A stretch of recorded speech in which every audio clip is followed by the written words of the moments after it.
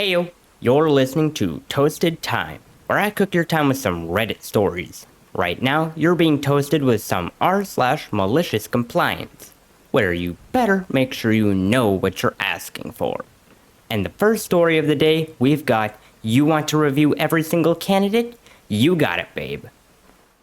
I worked in recruitment for 9 years, and a few years back, I had a new client, hiring manager, and she didn't like abiding by the rules set up for the recruitment team.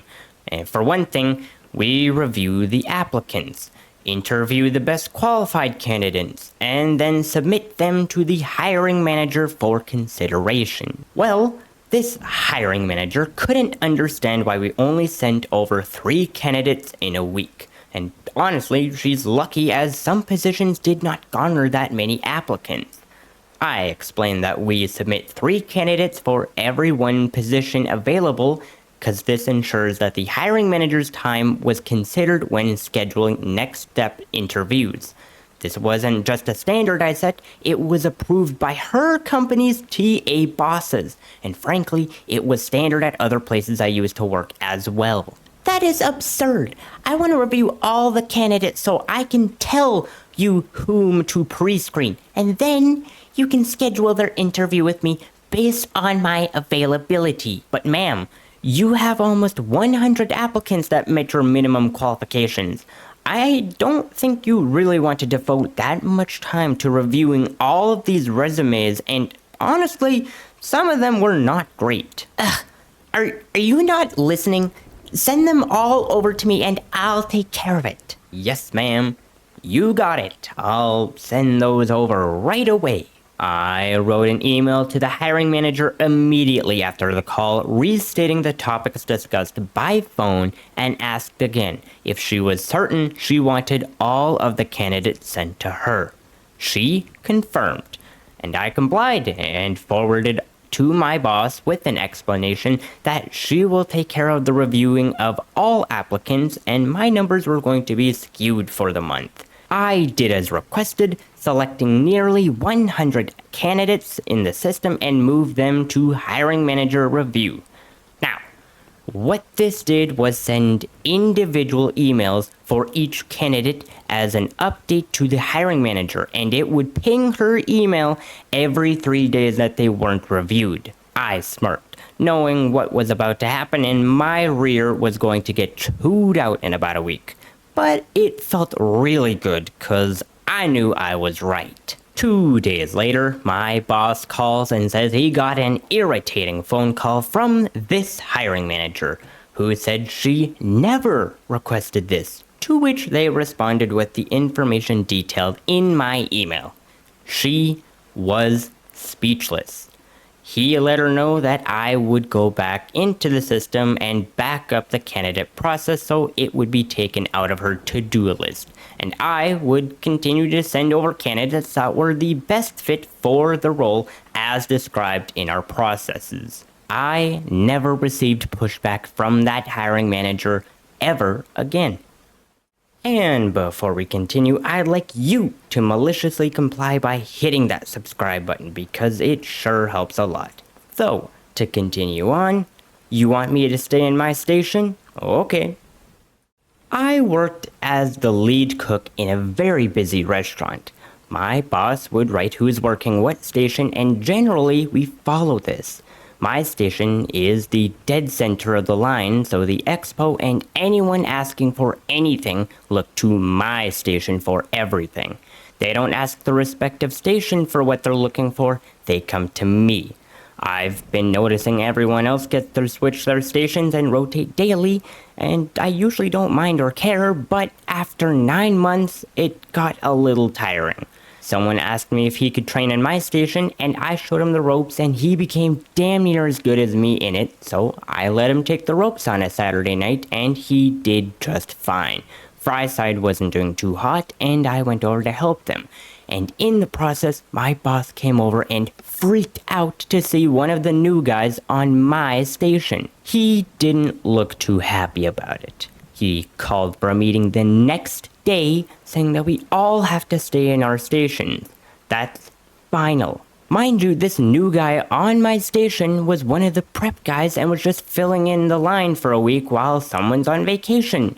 Fast forward to service and the protein side is going down hard along with fry side. New guy peers around the corner from prep to see everyone in the weeds and I have no tickets on my printer.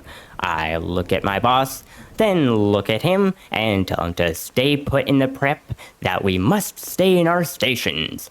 Whole line fell and it was glorious to tell my boss to stay in his office and he knows nothing about the kitchen or how to run a line. He went to reply and I shut him up quickly with, "Your station is in the office. Bridging, stay in your lane." I mean, isn't it funny when people who aren't knowledgeable in something or at least aren't trained in what someone else is doing, they think that they know everything. It's kind of stupid. Like, they're the boss. They think they know everything, and yet when it comes to knowing everything, they know the littlest amount of anything in the entire place. And it's like, how did you get the position as being a boss in that sense? How did you get there? Like, you don't know anything about anything, and yet you're somehow in a position of being a boss? I don't know. I mean, just different talents for different things, but like, I don't know, kind of stupid in my opinion. Anywho. And for the final story of malicious compliance, we have you hitting that like button. Wink, wink, nudge, nudge. Kidding, but not really. Anyways, we've got haven't done the dishes in weeks. I'm not sure if this falls under malicious compliance or petty revenge or a combo of both, to be honest. But anyway, I'm a college student with roommates who love to use my stuff even though we had a roommate agreement and I basically said, ask first if you'd like to use my stuff. And that lasted a whole week because apparently they think that if I let them use my stuff once, it gives them permission to do it all the time. I noticed one roommate in particular had taken a liking to my frying pan of mugs. Specifically, these are 4 identical glass mugs. One day, I was doing the dishes and was in a rush to get somewhere and noticed there were 2 of my mugs in the sink. I went to the girl and said something along the lines of, "Hey, if you're gonna use my mugs, please clean them." Then she said okay. I left them both in the sink after doing the dishes I used, and I come back after a weekend at home to find those 2 mugs still in there with coffee from 3 days earlier marinating in there, and another one of my cups in there as well. I talked to her multiple other times in the following weeks about how if she plans on using my stuff, she shall clean it. Once I realized this stuff was not being cleaned, I decided, well, if people don't want to clean my stuff that they use, why on earth should I clean my stuff that I use? So I stopped doing my dishes. Funny enough, 3 days later, this girl nagged me about doing the dishes.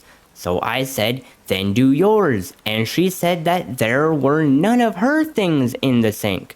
I responded with the fact that all 4 of the mugs she had used are in there and my pan. She said, those are your dishes. Her logic is basically that if she doesn't own it, she can just use it without cleaning it. So I started not only leaving my dishes in the sink, but using hers. Anyways, I haven't done the dishes in 3 weeks. If it bothers her so much, she would clean her stuff that I used, but apparently according to her, I have to clean them because I used it.